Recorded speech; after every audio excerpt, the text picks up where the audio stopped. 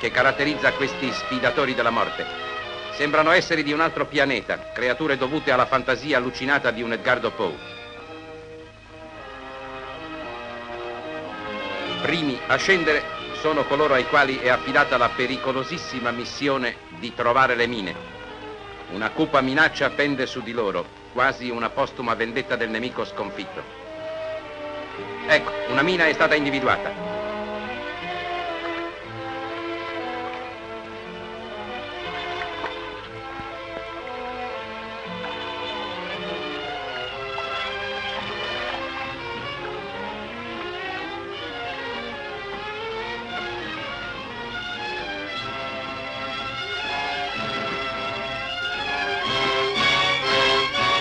Ora sono i palombari che scendono per allacciarvi un cavo elettrico.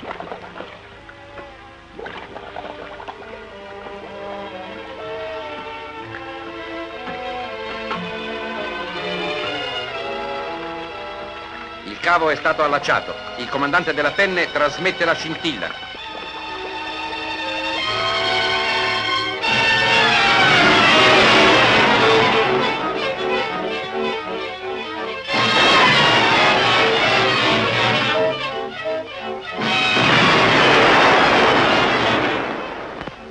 Una dopo l'altra le mine saltano a pochi metri dagli impavidi marinai e al tramonto le barche imprendono la via del ritorno. Rischiare la vita per salvare quella degli altri. Beh, chi chiama ciò eroismo, ma i palombari non lo sanno.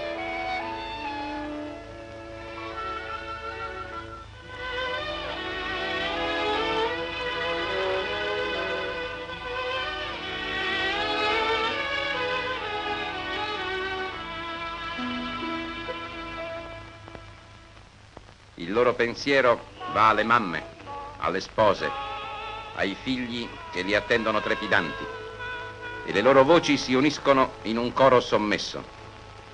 Il marinaio ha la canzone nell'animo, forse perché è assuefatto al canto eterno del mare.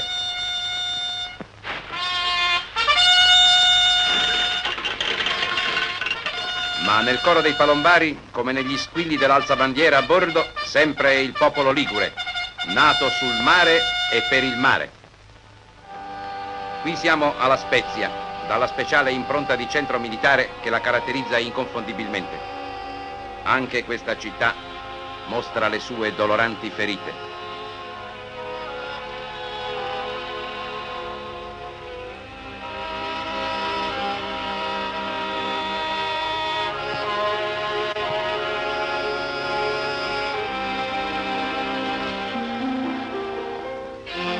Ma anche qui è un fervore rigoglioso di vita.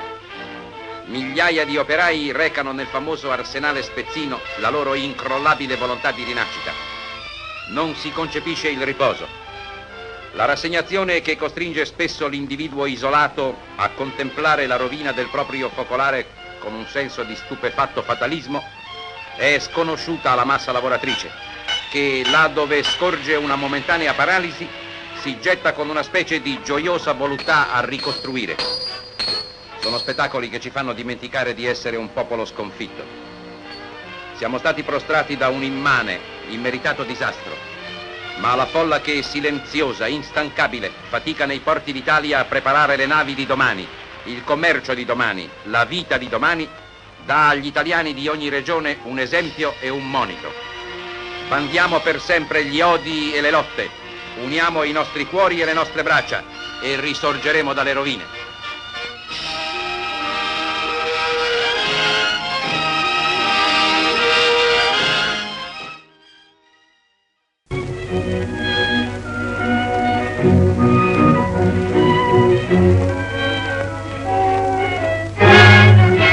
Creata dagli uomini, ogni nave ha qualcosa di umano. Pare che gioisca e soffra alla vigilia di staccarsi dal luogo dove è nata e dalla moltitudine di coloro che le hanno dato forma, vita, bellezza.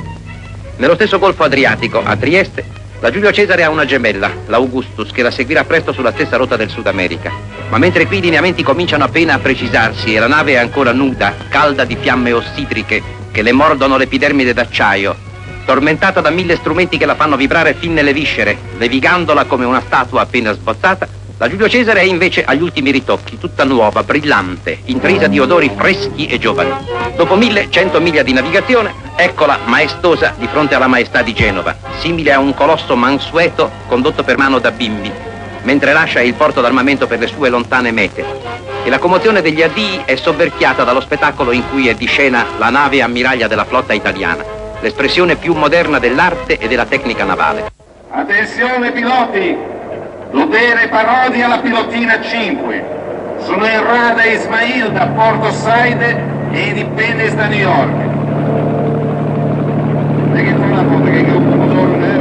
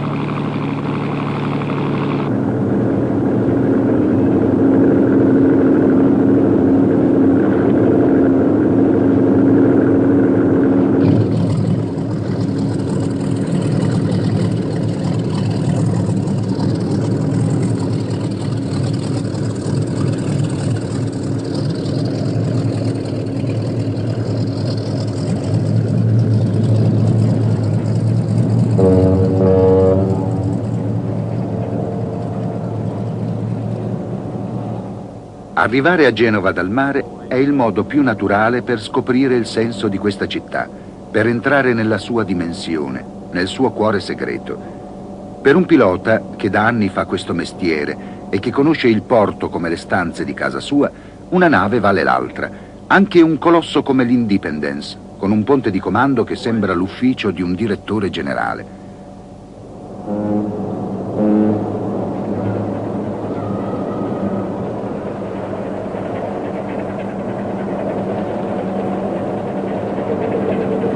Right on the left now. Gli ordini secchi, precisi del pilota, l'uomo che conosce la strada giusta, sono ripetuti dal comandante e la grande nave impeccabilmente, docilmente, come tenuta per mano, s'avvicina alla banchina, mentre il giorno e la città le vengono incontro. Arrivare è sempre una gioia anche per questi tranvieri del mare che fanno la spola tra Genova e New York e portano i turisti a caccia di sensazioni, a spasso per il mondo. Ma all'alba i turisti dormono e lo spettacolo dell'arrivo è tutto per loro, per questo cocktail di razze.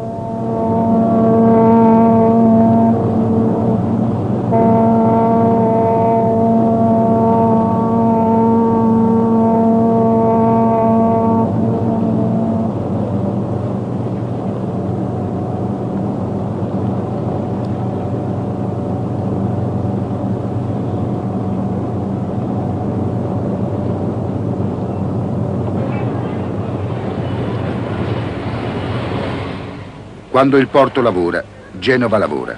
Dice la gente che qui sa bene che con il mare, prima o poi, bisogna fare i conti. È la grande strada del mare, infatti, che comanda e detta legge. In questa città, che considera il lavoro come una religione, i metri quadrati di spazio, gli affari, i noli, la giornata, ogni cosa deve essere guadagnata.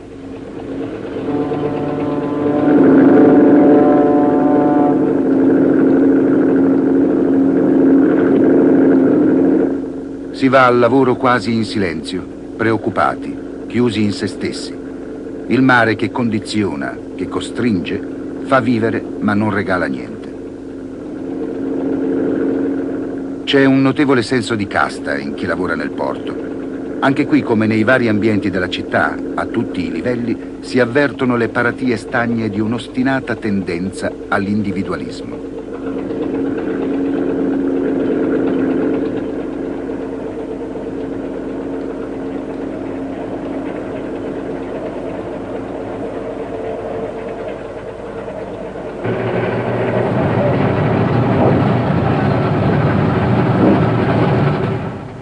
Le stive si aprono come scrigni. Le gru sollevano migliaia di tonnellate di merci, ma l'uomo continua ad essere il protagonista principale in queste difficili operazioni di imbarco, di stivaggio e di scarico delle merci. Le macchine, anche le più moderne, a volte non servono. In fondo alle stive c'è ancora bisogno dell'uomo, delle braccia, del colpo d'occhio, del gancio. Un lavoro duro fatto di sudore, di rischio. I rumori, le grida, la polvere, gli odori di questa porta spalancata sul mondo riempiono l'aria e dalle calate, dai docks, dai magazzini si riflettono sulla vita della città.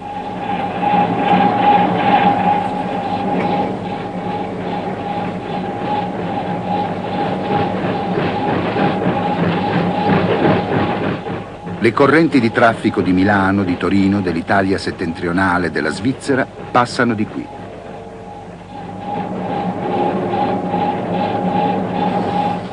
Il tempo è denaro ed ogni ora di ritardo vale soldi. Bisogna ridurre i costi per non perdere i clienti. Bisogna difendere il primato conquistato con anni di lavoro e di esperienza. Da prima della guerra il traffico è quasi quintuplicato. E oggi è indispensabile continuare a mantenere il passo, anche se diventa sempre più difficile. Tutte le discussioni, le polemiche, hanno il principale obiettivo di difendere la vita del porto, al quale è intimamente legata l'esistenza stessa della città.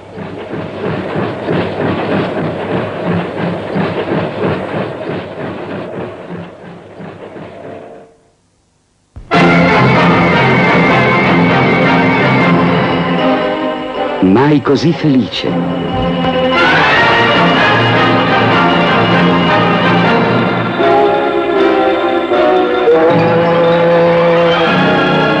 E pelo espírito todo italiano da hospitalidade, de que os passageiros gozam, que o tornam um navio excepcional. Uma sensação de civilização antiga.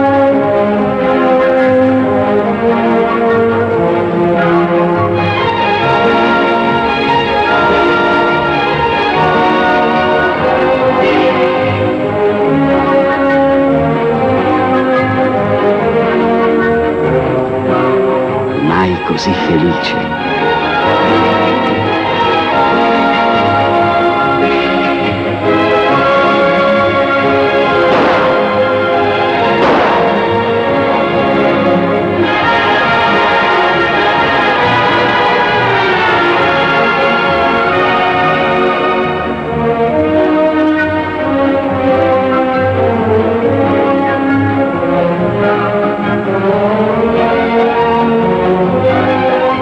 Così felice.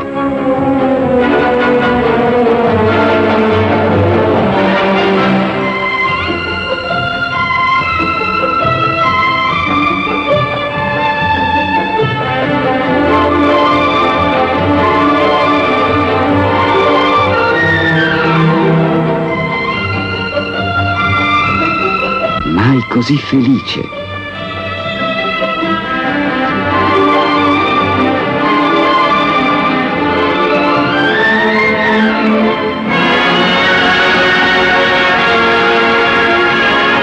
Da técnica naval, mas é também pelo ambiente da vida de...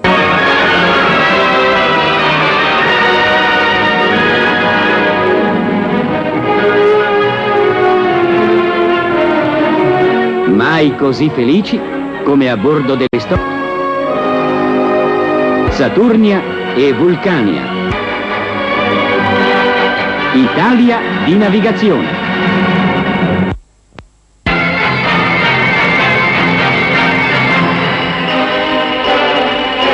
Dall'Italia a New York. Dall'Italia a New York con la Leonardo da Vinci e la Cristoforo Colombo. Paradisi del mare. Possibilitata pelo nome di un genio d'arte.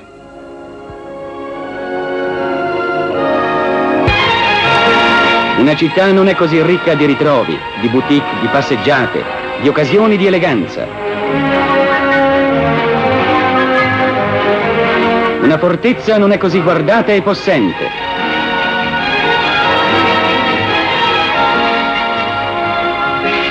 Un grand hotel non è così splendente di saloni, di feste, di incontri d'arte e di giochi. Una nazione intera non è tanto orgogliosa di sé quanto di questi suoi figli d'acciaio e d'arte su cui sventola il tricolore.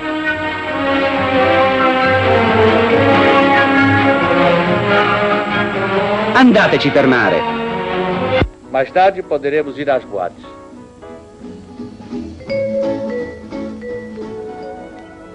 O novo dia terá o mesmo ritmo, novas... Sbarcate a Manhattan dai vostri paradisi del mare. O maior navio italiano de passageiros. A originalidade da sua construção torna uma obra... Le stupende navi dell'Italia Navigazione.